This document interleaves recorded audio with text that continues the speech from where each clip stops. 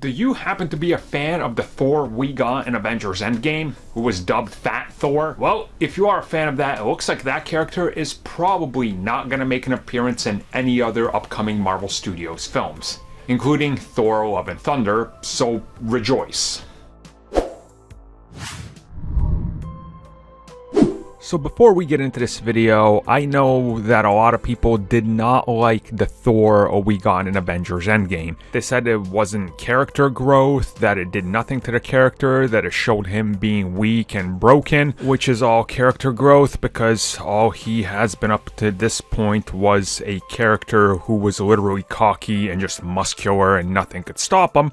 But I digress, because a lot of people didn't like him. So, obviously Marvel Studios takes note, and they're obviously going in different directions with many characters into the next phase. Recently, the director of Thor Ragnarok and the upcoming Love and Thunder, Taika, specifically talked about the upcoming film, and he talked a bit about what we can expect. One thing he was asked was whether we would see quote-unquote Fat Thor appear again, and if he was going to use that version.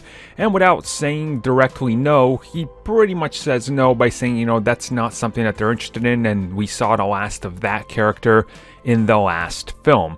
Now, obviously, it doesn't address necessarily whether we're going to see Thor in, Guardians, and if it's going to be that character or somewhere in between. But obviously, they have an idea for Thor. And again, since he's found himself again, since he's, back to, not having self-pity and doubt, he probably started working out again and all that. And again, that kind of makes sense that he's going to get back in shape. So I don't think it's anything like, oh, Taika just hates that version of the character or anything. It's because that version of the character called for a specific story arc and we got it.